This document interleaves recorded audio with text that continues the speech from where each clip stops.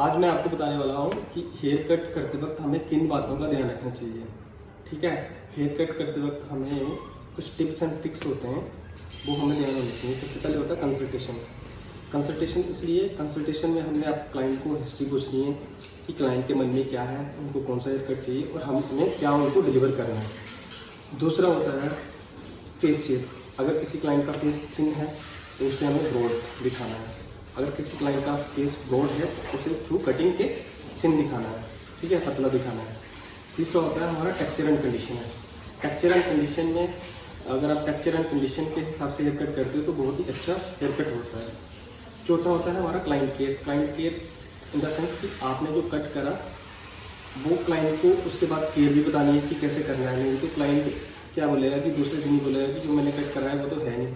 तो ज़्यादा नहीं बता सकते, आप उतना बताइए उनको कि आप फ्रंट पार्टीशन का ही बता दीजिए उनको कि फ्रंट पार्टीशन उनको कैसे सेट करना है।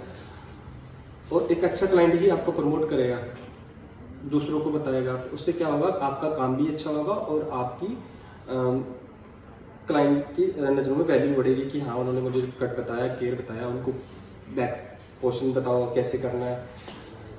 फिर उसके बाद होता है जब आपने क्लाइंट काउंसलिंग कर ली, क्लाइंट को हेयर कट के लिए शैम्पू स्टेशन पे ले गए, वहाँ पे अकॉर्डिंग टू हेयर उनका शैम्पू कंडीशन करना है। शैम्पू कंडीशन करने के बाद उनको चेयर पे बिठाना है, डिटेंगल करना है अच्छे से।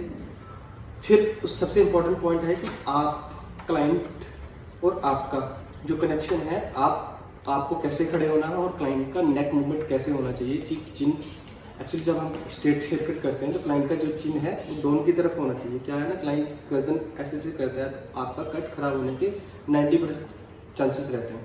तो आपको ही बताना पड़ेगा, क्लाइंट को नहीं पता कि नेक मूवमेंट कैसे रखें, आपको ही बताना है, ठीक है। फिर उसके बाद होता है पोस्चर। पोस्चर आपने कैसे क्लियर करना है कि आपका पोस्चर खड़े होने का तरीका कैसे है, आप कैसे खड़े होते हो, ठीक है। इसलिए पोस्चर बता रहा हूँ कि आगे 90% आगे जाके आपको दिक्कत हो सकती है सर्वाइकल की, नेक पेन और दूसरा बैक पेन की। अगर आप स्ट्रेट हेयर कट कर रहे हो, ठीक है, तो स्ट्रेट हेयर कट कर रहे हो तो अगर आपकी मूवमेंट सही नहीं है, स्टिल होके स्टिफ होके खड़े हो गए तो क्या होगा, ज़्यादातर आपको चांसेस रहते हैं बैक पेन के और सर्वाइकल के। तो आपने ये ध्यान रखना है, अगर आप आगे का हेयर कट कर रहे हो तो ये नीज आपकी बेंड होनी चाहिए, जैसे आपने ऐसा करा नीज बेंड होनी चाहिए। तो इन बातों का आपको बहुत ध्यान रखना है।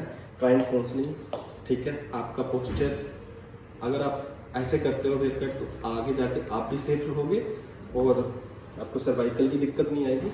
पोस्चर ज़्यादातर आप 2 एक्सरसाइज कर लो, गर्दन की ये वाली आपको डेली रूटीन में करनी है और हैंड्स की